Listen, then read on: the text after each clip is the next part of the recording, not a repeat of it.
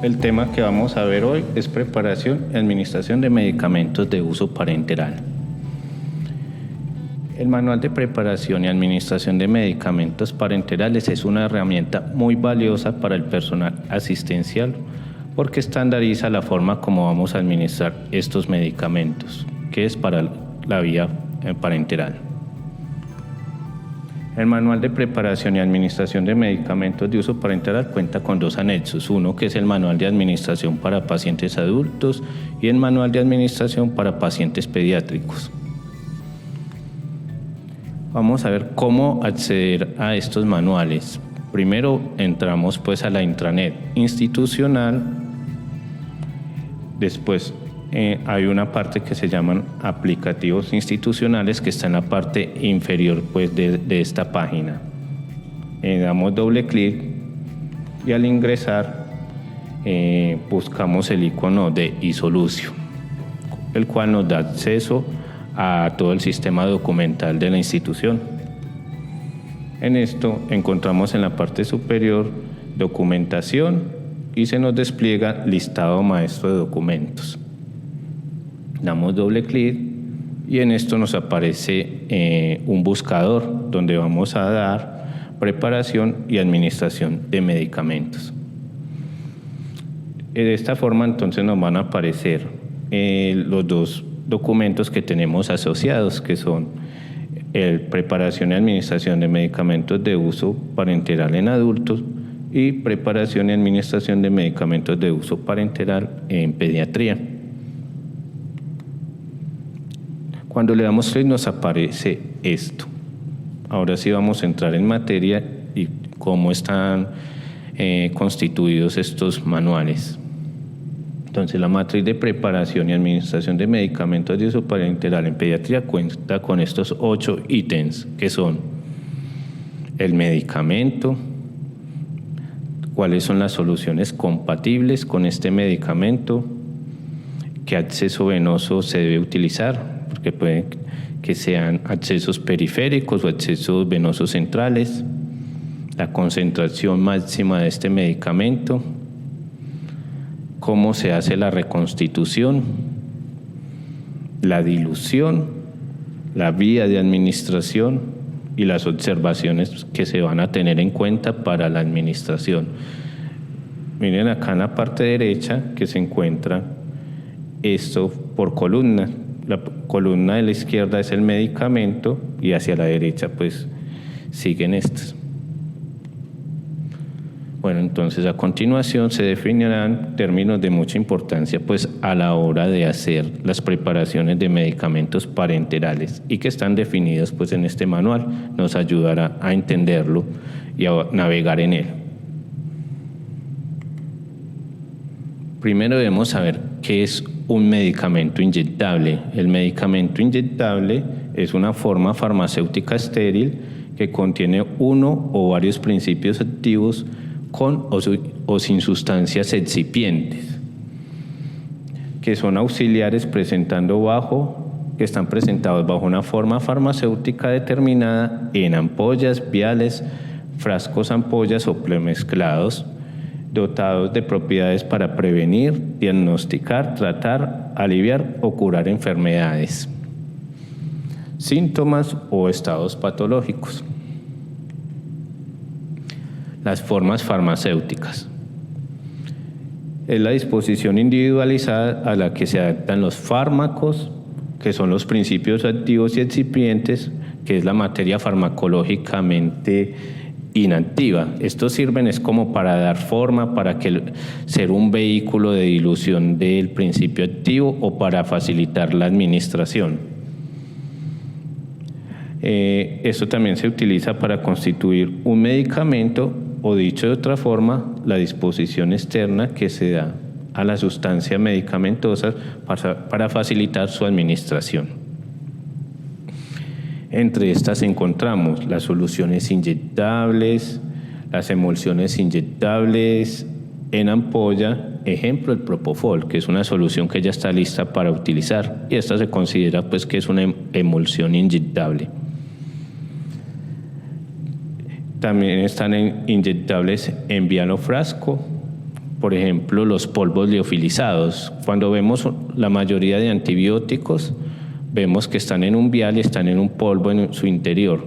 Estos son los llamados polvos liofilizados, que requieren una reconstitución con un líquido para que sean diluidos y poder ser administrados.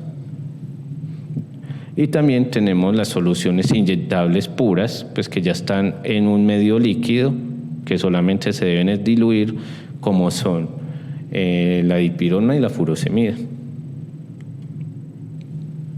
Vamos a ver qué es una ampolla.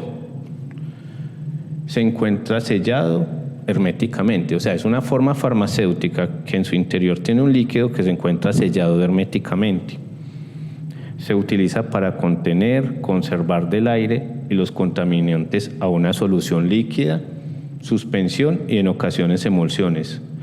Las ampollas se abren partiendo el cuello, por lo que el medicamento queda expuesto a contaminantes inmediatamente. Estas soluciones generalmente se contaminan fácilmente y su uso es para ser administrado inmediatamente, porque no tienen conservantes.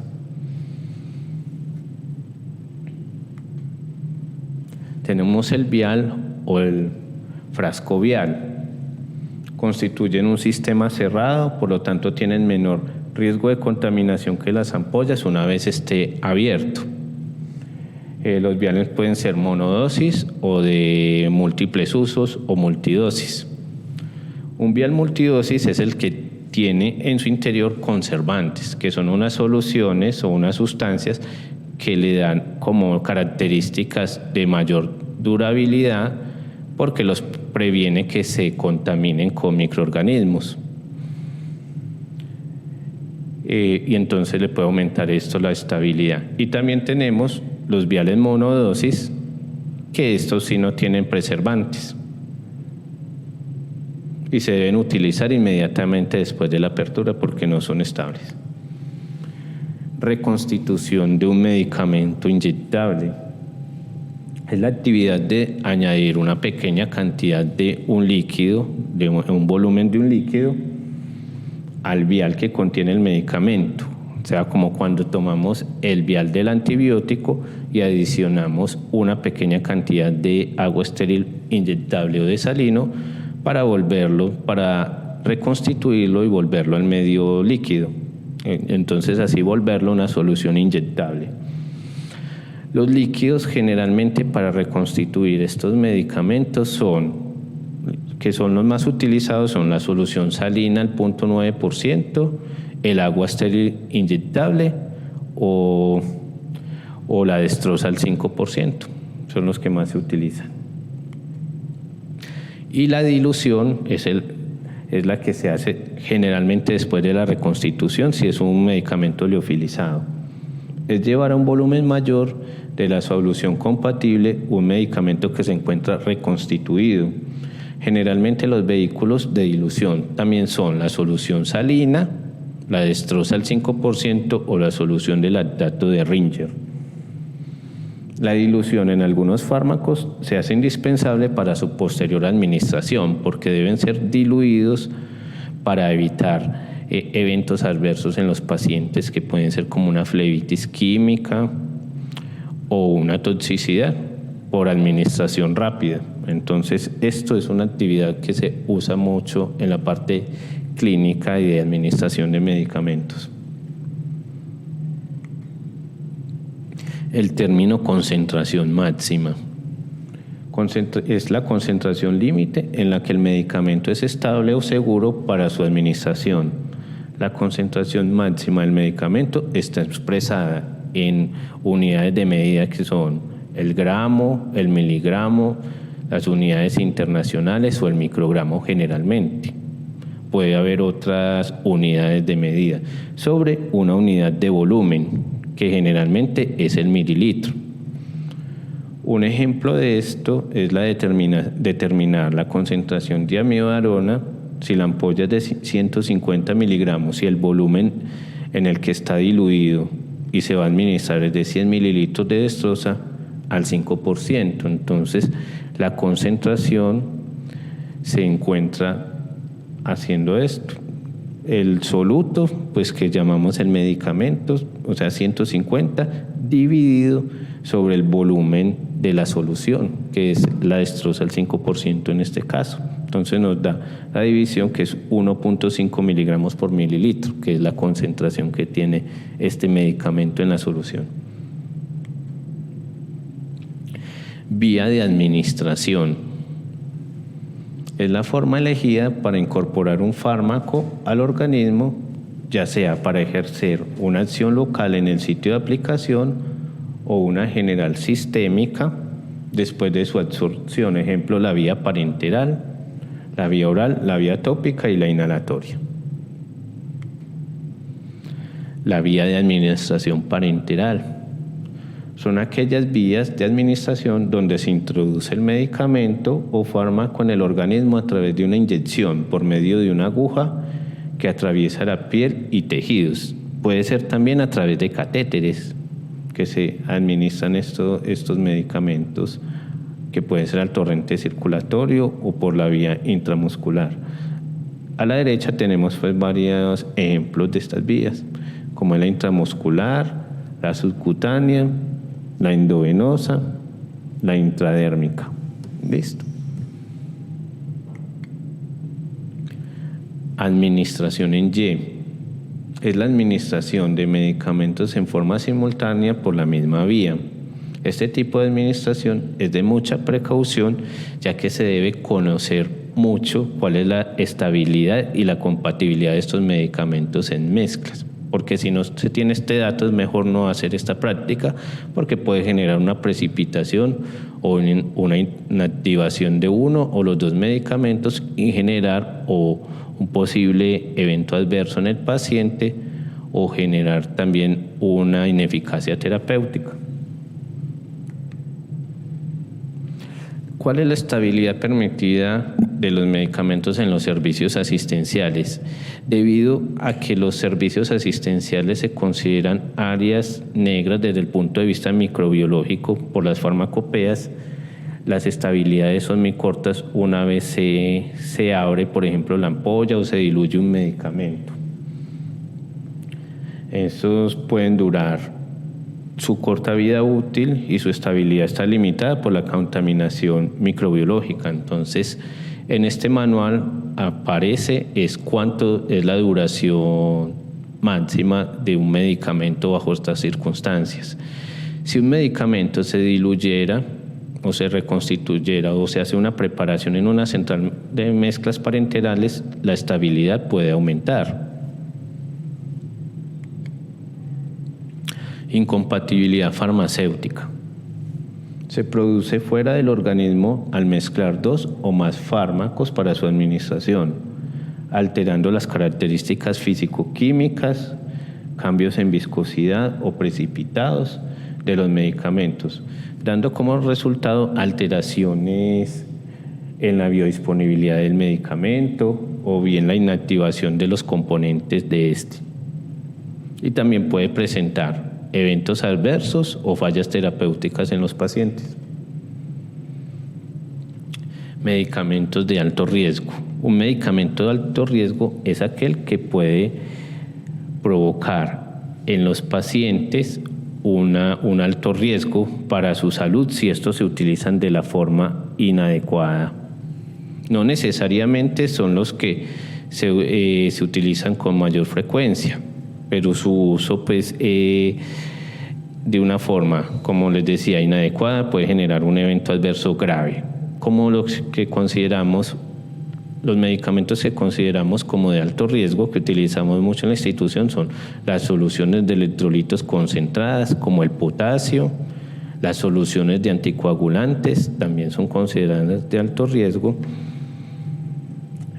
y puede haber otros medicamentos como los digitálicos. Entonces, dentro del listado de medicamentos para uso parenteral tenemos este rótulo que dice alto riesgo, que cuando aparezca en uno de los medicamentos quiere decir que debemos tener unas precauciones adicionales y una verificación para evitar posibles errores y eventos adversos graves en los pacientes. También en este manual aparecen rotulados los medicamentos citotóxicos, que son fármacos capaces de inhibir el crecimiento desordenado de células, alteran la división celular y destruyen las células que se multiplican rápidamente. Aparecen como con este triángulo encerrado en un cuadro. Estos medicamentos deben ser preparados en cabina de bioseguridad, lo que quiere decir que cuando veamos uno de estos medicamentos, lo más adecuado es que desde el servicio farmacéutico se haga o se envíe a otro proveedor para la preparación de estos, porque requieren unas condiciones de bioseguridad que puede que no tengamos en la institución. Dentro de estos medicamentos tenemos la ciclofosfamida, la bleomicina, el rituximab y el ganciclovir. Los citostáticos tienen un gran peligro toxicológico que puede afectar al manipulador, al paciente y al medio, ya que están diseñados para originar la muerte celular sin diferenciar entre células sanas y cancerosas. Los invito siempre a consultar el manual de administración de la forma indicada, y si cualquier duda se pueden comunicar siempre con el servicio farmacéutico, que se les puede dar una información más detallada de cada medicamento, porque en este manual, recuerden, no están todos los medicamentos, sino los de uso más frecuente. Muchas gracias.